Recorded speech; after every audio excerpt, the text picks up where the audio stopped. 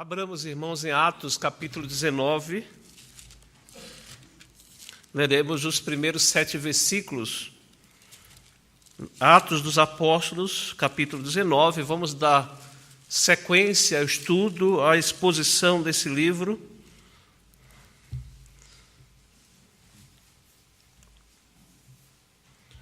Diz assim a palavra de Deus: Aconteceu que, estando Apolo em Corinto, Paulo, tendo passado pelas regiões mais altas, chegou a Éfeso e, achando ali alguns discípulos, perguntou-lhes: Recebestes, porventura, o Espírito Santo quando crestes? Ao que lhe responderam: Pelo contrário, nem mesmo ouvimos que existe o Espírito Santo. Então Paulo perguntou: Em que, pois, fostes batizados? Responderam: No batismo de João. Disse-lhes Paulo: João realizou o batismo de arrependimento, dizendo ao povo que cresce naquele que vinha depois dele, a saber, em Jesus. Eles, tendo ouvido isto, foram batizados em o nome do Senhor Jesus. Impondo-lhes Paulo as mãos, veio sobre eles o Espírito Santo, e tanto falavam em línguas como profetizavam. Eram ao todo uns 12 homens. Amém.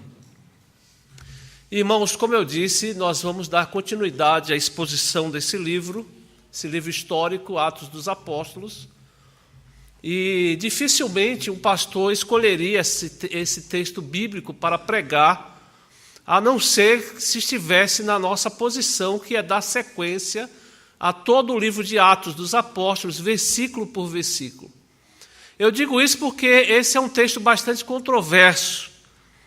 Ele tem algumas controvérsias, principalmente entre as igrejas protestantes tradicionais e também as igrejas pentecostais, porque eles veem os pentecostais, principalmente nesse versículo 6, com relação à descida do Espírito Santo, e passaram a falar em línguas como profetizavam.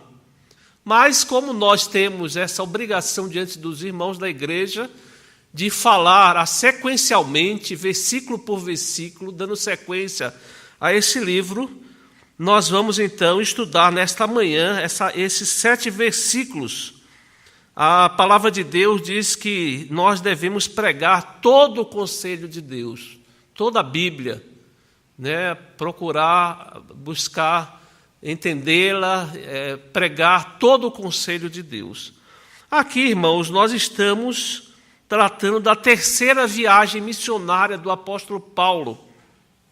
Em Atos 18, nós vimos o final da segunda viagem missionária de Paulo, quando ele sai de Corinto, passa por Éfeso, ele deixa ali Áquila e Priscila naquela igreja, e volta então para a igreja de Antioquia. Nós vimos no capítulo 13, Antioquia, aquela igreja grande, cheia de profetas, de mestres, de uma igreja que patrocinou, que realmente cuidou para que Paulo fosse, então, desde a primeira viagem missionária, desbravar o mundo através do Evangelho, pregando o Evangelho aos gentios. E esse texto, irmãos, registra, então, a obra missionária de Paulo na cidade de Éfeso. Quando Paulo havia passado por Éfeso, ele passou muito pouco tempo. E disse àqueles irmãos que voltaria à cidade se Deus quisesse. Então Deus quis, e ele voltou agora, onde Paulo passa o seu maior tempo como pregando o Evangelho, nessa cidade de Éfeso. Nós temos o registro que a cidade de Éfeso, a igreja de Éfeso, é onde Paulo passa o seu maior tempo como missão nessa terceira viagem missionária. E aqui nós vemos também, irmãos, registrado, Lucas registra a chegada de Paulo em Éfeso. Quando ele chega, Apolo estava em Corinto, Lucas registra que aquele missionário Apolo estava em Corinto. Paulo chega a Éfeso e aqui registra que Paulo não veio por mar, ele não veio navegando, mas ele veio por terra, quando no versículo diz que ele veio pelas regiões mais altas, né? Passando pelas regiões mais altas, chegou a Éfeso. E diz também aqui, Lucas registra que encontrou ali em Éfeso um grupo de 12 discípulos que manifestava ali algumas características especiais. A palavra discípulo, irmãos, no Novo Testamento, geralmente é atribuída aos cristãos, todos aqueles que seguem a Cristo. Essa palavra discípulo é usada para todos aqueles que são cristãos, que seguem a Cristo. Mas aqui, nesse contexto que nós estamos estudando, aponta que aqueles homens eram discípulos de João Batista, João que batizava. É provável que Paulo encontrou outros irmãos ali naquele momento, mas ele verificou que naqueles 12 ali existiam algumas características especiais. E no versículo 2 e 3, Lucas registra esse diálogo de Paulo com aqueles irmãos, com aqueles discípulos. Aqui nós vemos duas perguntas e duas respostas. A primeira pergunta, irmãos, está aí no versículo 2. Recebestes, porventura, o Espírito Santo quando crestes? Paulo faz essa pergunta àquele grupo. Veja que eles dizem que a resposta é que, pelo contrário, nem mesmo ouvimos que existe o Espírito Santo. Essa foi a resposta daquele grupo de discípulos de João Batista. Alguns intérpretes, irmãos, dizem que talvez essa não seja a melhor tradução, porque dificilmente aqueles homens, aquele grupo de discípulos não tinham ouvido falar do Espírito Santo. O Espírito Santo, irmãos, havia sido ensinado em todo o Antigo Testamento, ou seja, aqueles homens certamente já tinham ouvido falar do Espírito Santo, da promessa do Espírito Santo. Os irmãos vão ver isso claramente lá no livro do profeta Joel, no capítulo 2, aquela promessa da descida do Espírito Santo, e dificilmente aqueles homens não haviam ainda ouvido falar do Espírito Santo. O batismo de João também, quando João batizava, ele ensinava que batizava com água, mas viria aquele que batizaria com o Espírito e com fogo. Então, sempre que João batizava, ele trazia esse ensino. Afinal de contas, irmãos, João Batista era o precursor. Foi aquele que veio para anunciar o Messias. Foi aquele que veio para desbravar, para introduzir aquele que viria, o Messias que veio, que é Jesus Cristo. E temos tudo isso registrado, não somente prometido pelos profetas, mas temos registrado isso em todo o Novo Testamento. É muito difícil, então, entender que aqueles discípulos sequer tinham ouvido falar do Espírito Santo. A maior parte dos intérpretes entendem que, no sentido que eles não só não haviam recebido o Espírito Santo, como também eles não tinham notícia, ou seja, eles não estavam atualizados com relação àquilo que aconteceu lá em Jerusalém no dia de Pentecostes. Aquilo que está registrado no capítulo 2, né, a descida do Espírito Santo naquele dia de Pentecostes, né, aquele evento tão conhecido das igrejas, o dia de Pentecostes. Vejam que em João Batista não havia sido concretizada quando João Batista pregava, ele anunciava: olha, vem aquele que vem conforme o prometido pelos profetas, o Messias. Jesus veio, Jesus morreu, Jesus ressuscitou no terceiro dia, e ele, quando subiu, ele foi assunto aos céus, ele prometeu o Espírito Santo, o Consolador. O Consolador veio, o Espírito Santo desceu, registrado em Atos capítulo 2, mas aqueles irmãos ainda não tinham sido atualizados, não tinham notícia daquilo que havia acontecido lá em Jerusalém, conforme registrado no capítulo 2. No Antigo Testamento, irmãos, como eu disse, havia promessa do derramamento do Espírito Santo de forma abundante. E em Atos 2, nós vemos a promessa de Jesus. Atos 1, capítulo 8, que diz: mas recebereis poder ao descer sobre vós o Espírito Santo, e sereis minhas testemunhas, tanto em Jerusalém, Samaria, Judeia, até os confins da terra. Exatamente isso que o apóstolo Paulo está fazendo, na sua terceira missão, desbravando, indo por todas as nações, pregando o Evangelho, sendo testemunha de Cristo, falando de Cristo Jesus.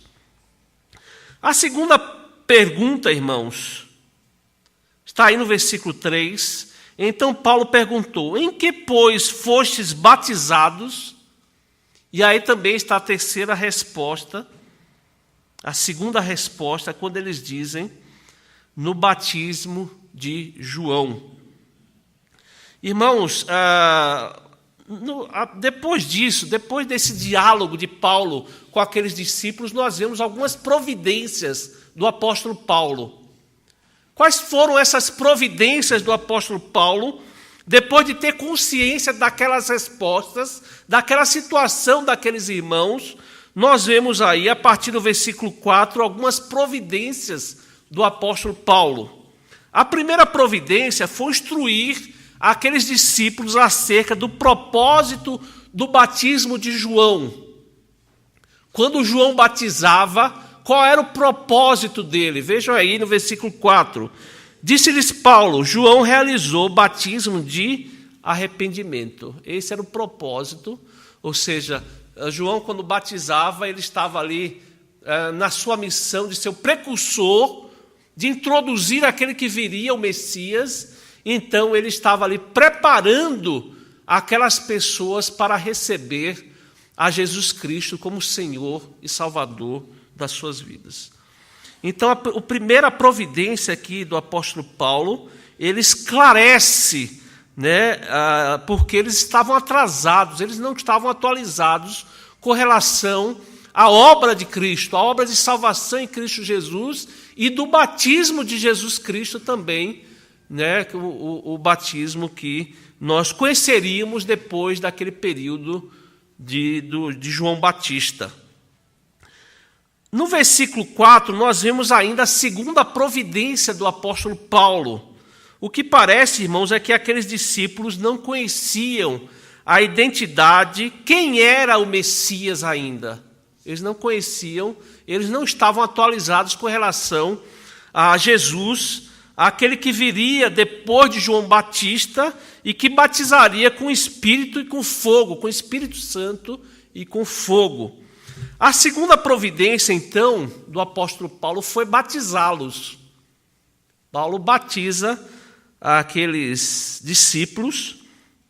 Aqui, irmãos, não é claro que foi Paulo quem batizou, afinal de contas, ele mesmo diz que não veio para batizar.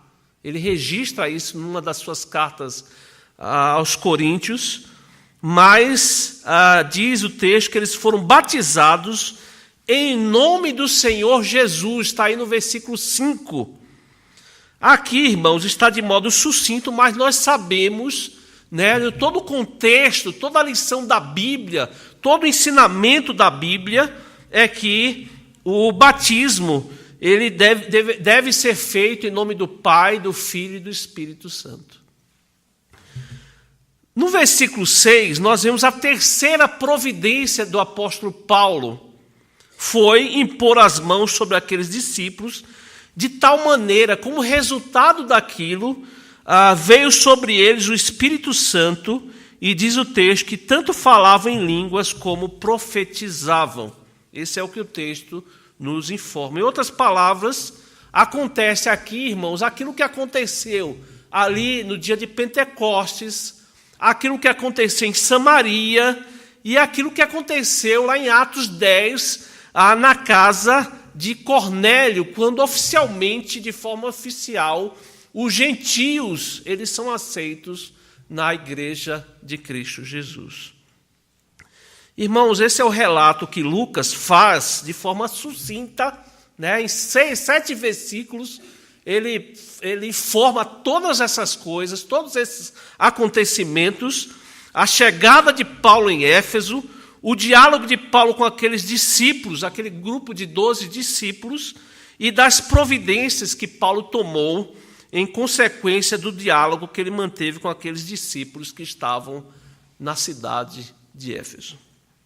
Dessa passagem, irmãos, eu gostaria de tratar um pouco, tentar aqui elucidar com os irmãos essas duas questões difíceis e controvertidas que nós encontramos aqui nesses textos, ou nesses versículos. A primeira questão diz com relação à natureza e significado do batismo de João, com relação ao batismo cristão, né? Parece aqui que há uma divergência, que há uma diferença entre os dois batismos. Talvez ainda os irmãos não tenham parado, refletido com relação a esse texto, dessa relação do batismo que João praticava, quanto às pessoas, né? Quando as pessoas vinham até ele, então, e eram batizadas no Rio Jordão. E também com relação ao batismo cristão, como nós encontramos no Novo Testamento, tantas vezes aí mencionados, né, no Novo Testamento. Mesmo, irmãos, entre os intérpretes reformados, há divergências com relação a essa natureza da relação desses dois batismos. Há alguns intérpretes mais antigos, né, entre eles Calvino, Zwinglio, Bavinck e vários outros, eles entendem que o batismo de João era a mesma coisa que o batismo cristão. Eles têm essa linha, entendem que nós estamos aqui falando da mesma coisa, do mesmo tipo de batismo. Já em outros meios, irmãos, inclusive no meio presbiteriano, na tradição reformada, puritanos, teólogos não presbiterianos, especialmente posterior à reforma, eles entendem que não são iguais. São batismos, eles são essencialmente diferentes. Entre eles, Kuyper, Hodge, eles entendem que são diferentes e eles mencionam algumas características que mostram que eles são diferentes.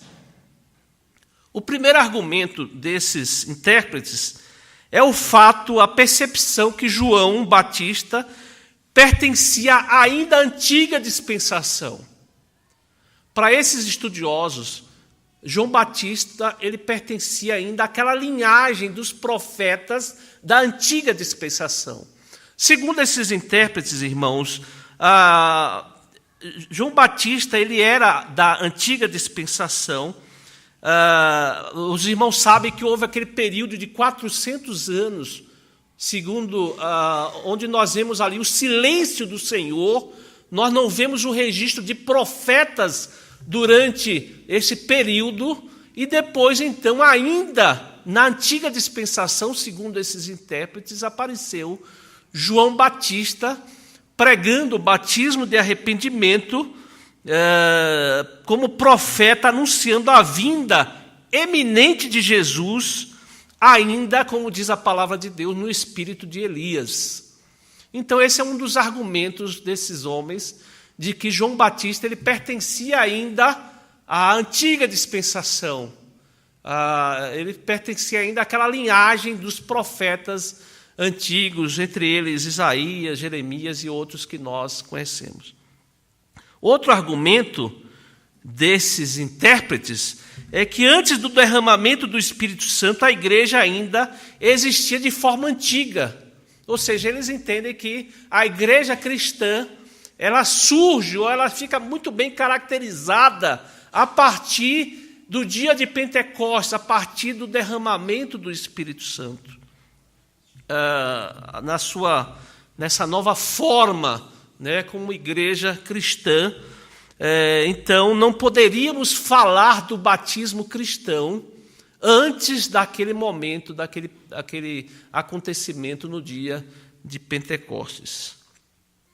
Outro argumento desses intérpretes, irmãos, é que o significado, a natureza, o propósito desses dois batismos.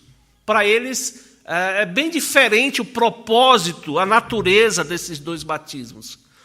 No batismo de João, o arrependimento é preparatório para a vinda do Messias.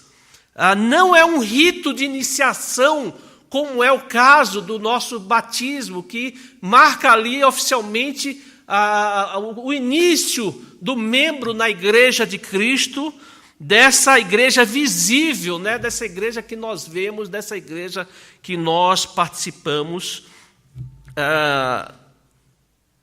A diferença marcante também, irmãos, é que o batismo de João Batista não era realizado como batismo cristão, porque ele não o fazia em nome do Pai, do Filho e do Espírito Santo. No Antigo Testamento, irmãos, os irmãos sabem, uma série de lavagens, uma série de batismos cerimoniais, mas todos eles se diferenciam do batismo cristão que nós conhecemos e vemos claramente no Novo Testamento.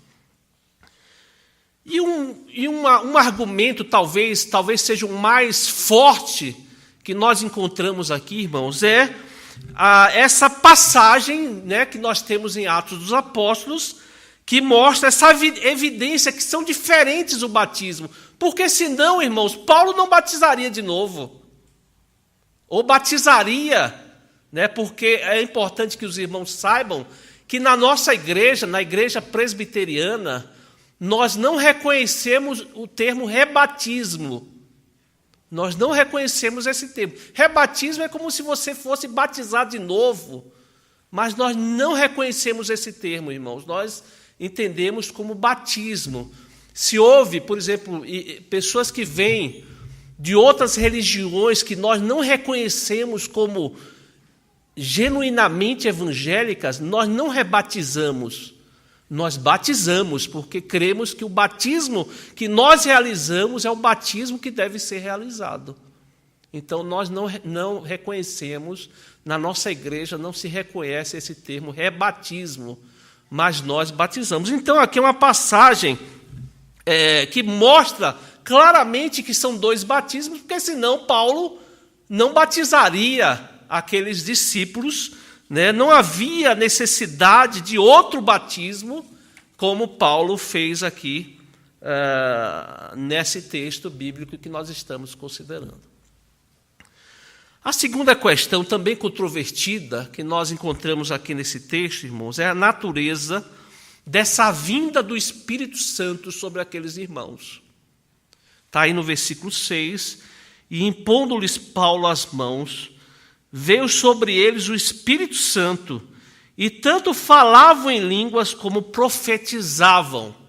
Os irmãos sabem que há uma série de controvérsias entre as igrejas históricas, as igrejas que vieram depois da reforma protestante do século XVI e aquelas igrejas chamadas pentecostais. Então, eles defendem essa questão do batismo do Espírito Santo, a questão de falar em línguas, profetizarem e tudo mais. O que nós temos registrado aqui, irmãos, não é nada diferente do que nós encontramos no capítulo 2 desse livro de Atos. É a descida do Espírito Santo sobre aqueles irmãos. A igreja ali estava reunida e o Espírito Santo desce, e os irmãos sabem que há um propósito da descida do Espírito Santo naquele momento, que era preparar a igreja, qualificar a igreja para que a igreja saísse e pregasse o Evangelho. Mas receber esse poder é o poder que vem do Espírito Santo, ao descer sobre vós o Espírito Santo, e sereis minhas testemunhas. Ou seja, vocês vão sair por esse mundo, vocês vão ser testemunhas de Cristo, vocês vão falar do evangelho salvífico de Cristo, vocês vão ser minhas testemunhas onde quer que vocês forem. Esse é o objetivo. E aqui, irmãos, no sentido, nós podemos entender de 3 perspectivas aqui. Primeiro, a questão histórica. Aqui, como nós vemos em Atos 2, aqui é o clímax do momento cristão, da igreja cristã. É o avivamento ali, preparando aquela igreja. Se os irmãos olharem o contexto, olharem os acontecimentos naquele momento, os irmãos vão ver a igreja perseguida, a morte de Estevão, né, que nós vemos ali no capítulo 8, Estevão sendo apedrejado, começou aquela perseguição da igreja, e a igreja, ao invés de ficar acuada, fechada em 4 paredes, a igreja, ela se expande. Né? A igreja, ela sai. Há um autor que diz que o sangue dos mártires é a semente da igreja. Né? Toda vez que a igreja é perseguida, ela avança, ela sai com coragem para pregar o evangelho. Foi isso que estava acontecendo ali. É o clímax da igreja cristã. É um momento de avivamento ali, onde aqueles irmãos estavam cumprindo essa missão de serem testemunhas onde quer que eles estivessem. Nós vemos isso em Atos 2, nós vamos ver isso em Samaria, nós vamos ver isso na casa de Cornélio, nós vamos ver isso agora aqui no capítulo 19, nesse momento quando desce o Espírito Santo, nós vamos ver nos grandes avivamentos da Inglaterra, nós vamos ver no grande avivamento da Reforma Protestante do século XVI, momento na África do Sul, na Coreia do Sul, ou seja, momentos de grande avivamento. É o que no sentido histórico é isso, irmãos. No registro histórico é esse o acontecimento. Aqui nós podemos ver também, e esse é muito importante, que tem a ver conosco, é no sentido da perspectiva prática, na perspectiva pessoal. O que significa isso, irmãos? Da mesma maneira que o Espírito Santo desceu sobre aqueles irmãos, né, de maneira especial, os irmãos sabem que todos nós, quando nos convertemos a Cristo, ou somos convertidos por Cristo, nós passamos a ser a habitação do Espírito Santo. Isso quer dizer, irmãos, que nós temos o Espírito Santo que nos ajuda na santificação. Isso quer dizer, irmãos, que nós temos o Espírito Santo que nos ajuda a sermos verdadeiras testemunhas de Cristo. Lá em Gálatas 5, os irmãos vão ver os frutos do Espírito Santo.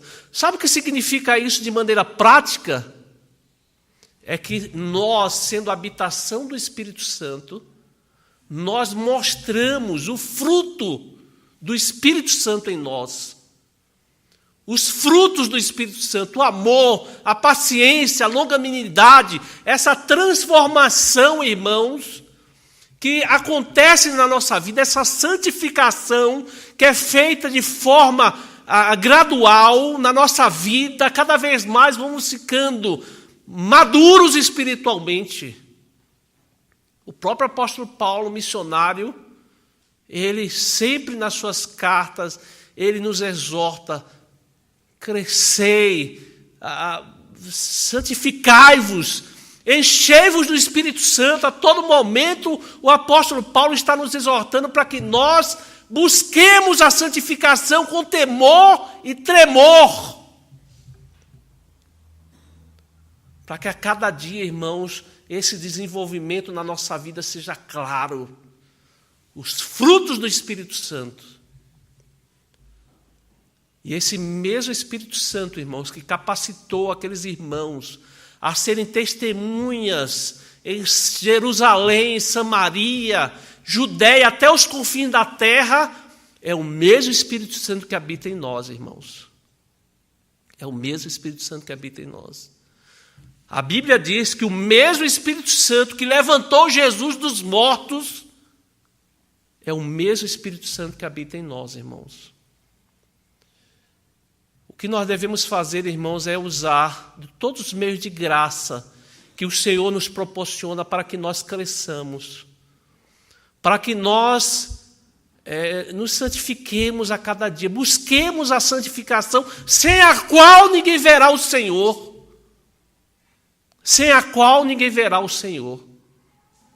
A cada dia ali, irmãos, crescendo, buscando nos meios de graça, a palavra de Deus, a oração, a comunhão com os nossos irmãos, a santa ceia que nós teremos hoje à noite, tudo isso, irmãos, todas essas coisas são meios de graça, para que nós busquemos, para que nós cresçamos e que não sejamos como meninos, crianças que ficam de um lado para outro, como ondas que batem e levam de um lado para outro, que não tem consistência, que não tem maturidade. E que Deus nos abençoe, irmãos, para que através desse texto, à luz desse texto, nós entendamos dessa maneira que nós somos objetos do amor de Deus, nos salvando, mas também nos desenvolvendo todos os dias, através da santificação, a cada dia sendo mais maduros, crescendo a cada dia na graça e no conhecimento do nosso Senhor. Que Deus nos abençoe para isso, irmãos. Amém.